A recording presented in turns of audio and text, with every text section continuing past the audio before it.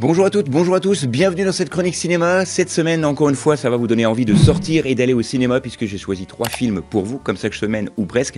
Mais avant de vous dévoiler ma sélection de cette semaine, j'aimerais revenir sur le décès d'Yves Boisset qui nous a quittés le 31 mars dernier. Alors il était né le 14 mars 1939. C'était un réalisateur et cinéaste connu pour son engagement politique. Il a étudié à l'Institut des hautes études cinématographiques, ce qui a marqué le début de sa carrière. Et après des débuts comme assistant réalisateur auprès de figures telles que Jean-Pierre Melville, il réalise son premier long métrage à la fin des années 60.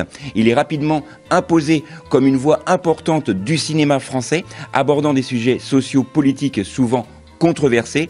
Et dans les années 70, il a marqué les esprits avec des films comme Dupont-la-Joie qui dénonçait le racisme ordinaire, et également le film Le Juge Fayard dit Le Shérif qui explorait les lien entre la politique et la justice, petite parenthèse, politique-justice avec la condamnation récente de l'inéligibilité de Marine Le Pen. Donc le film Le Juge Fayard est vraiment à voir en ce moment.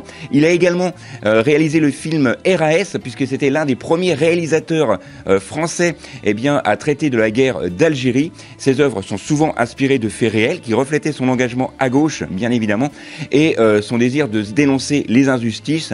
Et Yves Boisset a adapté, il faut le savoir, de nombreuses œuvres littéraires, collaborant avec des grands auteurs comme Michel Déon, Jean-Patrick Manchette ou encore Philippe Djan.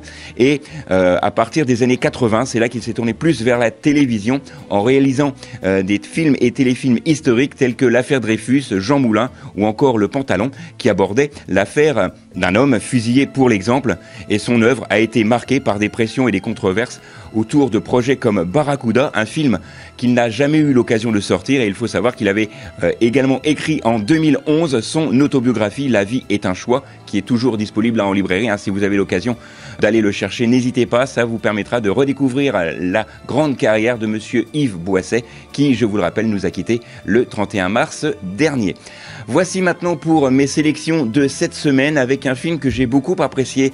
Le film s'intitule Le Routard. C'est avec Hakim Djemili, Christian Clavier et Michel Blanc. Là, c'est réellement la dernière apparition de Michel Blanc au cinéma après La Cache, qui est sorti il y a une petite quinzaine de jours. Là, c'est le dernier film dont il apparaîtra au cinéma. Le film Le Routard est une comédie d'aventure qui sortira donc en salle ce mercredi 2 avril. Le film suit Yann, un jeune homme rêveur, interprété ici par Hakim Djemili, dont le plus grand rêve est de voyager. Et lorsqu'il apprend que le célèbre guide du routard recrute des collaborateurs pour parcourir le monde, il va sauter sur l'occasion et va décrocher un poste. Et sa première mission, vérifier 40 adresses à Marrakech en seulement 5 jours. Mais le hic, c'est qu'il n'a jamais voyagé de sa vie. Et forcément, ce voyage va vite se transformer en cauchemar. C'est un film plein de surprises et de mésaventures que je vous conseille. Le film réunit un casting impressionnant avec Christian Clavier, Michel Blanc notamment, et chacun apporte une touche d'humour et de charme à ce film. Le film s'intitule Le Routard,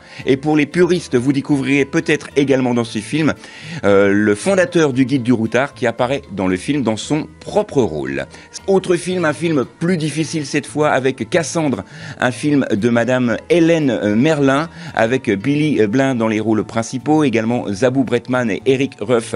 Ça, c'est pour le casting. Le film Cassandre est un drame psychologique qui va offrir une plongée dans la vie d'une adolescente en quête de liberté, et à travers une adolescente donc d'une dizaine d'années, elle a 14 ans précisément, elle tente de s'évader des tensions émotionnelles et plutôt oppressante de sa famille, et le lieu d'équitation va devenir pour elle un espace de découverte, d'apprentissage et de renouveau, l'aidant à se reconstruire par rapport au monde et par rapport à sa vie personnelle. C'est un film qui va aborder des thèmes emblématiques comme la quête de soi, l'adolescence, le poids des liens familiaux, etc. C'est un film formidable que je vous conseille. Il s'intitule Cassandre et bien évidemment, il sort cette semaine. Autre film, encore un film français, beaucoup plus léger cette fois, avec l'adaptation d'une bande dessinée. La bande dessinée s'intitule Natacha. Le film, lui, s'appelle Natacha, presque hôtesse de l'air. C'est un film réalisé par Noémie Saglio, avec notamment Camille Lou dans le rôle de Natacha, donc la fameuse hôtesse de l'air. Il y a également Vincent de Dienne et Didier Bourdon, ça c'est pour les rôles principaux. Et Natacha, presque hôtesse de l'air, est une comédie d'aventure inspirée de la célèbre bande dessinée franco-belge créée il y a une petite dizaine d'années. Ce film sort en salle ce mercredi et raconte l'histoire d'une jeune femme rêveuse, déterminée, qui aspire depuis toujours à devenir hôtesse de l'air. Et pour parcourir le monde, elle va devoir faire beaucoup de sacrifices, mais alors qu'elle est sur le point de réaliser son rêve, elle se retrouve mêlée à un vol un peu rocambolesque, puisque l'affaire de la Joconde va faire surface dans ce film. C'est un casting qui réunit Elsa Gilberstein, Didier Bourdon, Fabrice Lucchini. Ça, c'est pour les rôles principaux, encore une fois. C'est une comédie moderne, teintée de féminisme et d'autodérision. Ce film s'adresse bien sûr à un large public, tout en révisitant avec succès la bande dessinée qui a été créée je vous l'ai dit, il y a une petite dizaine d'années en Belgique. Ce film sort donc cette semaine, il reprend tous les codes de la bande dessinée, c'est vraiment une très belle réussite. Alors bien sûr, c'est pas le film de l'année, mais vous passerez un excellent moment en allant voir ce film qui s'intitule, je vous le rappelle, Natacha, presque hôtesse de l'air. Je vais vous rappeler quand même les films que j'ai sélectionnés pour vous cette semaine. Il y a bien sûr Cassandre, Le Routard, un film avec Hakim Djemili qui est vraiment extraordinaire, et bien sûr le film Natacha, presque hôtesse de l'air. Ça, c'est pour mes sélections de la semaine. Bien évidemment, d'autres films sont sortis. Pour les découvrir, je vous invite à vous rendre dans votre cinéma habituel pour les découvrir. Voilà, c'est tout pour cette semaine. Nous, on se retrouve la semaine prochaine, même endroit, même heure. D'ici là, sortez, allez au ciné, et n'oubliez pas que le cinéma est fait pour tous ceux dont la curiosité est le plus grand des défauts.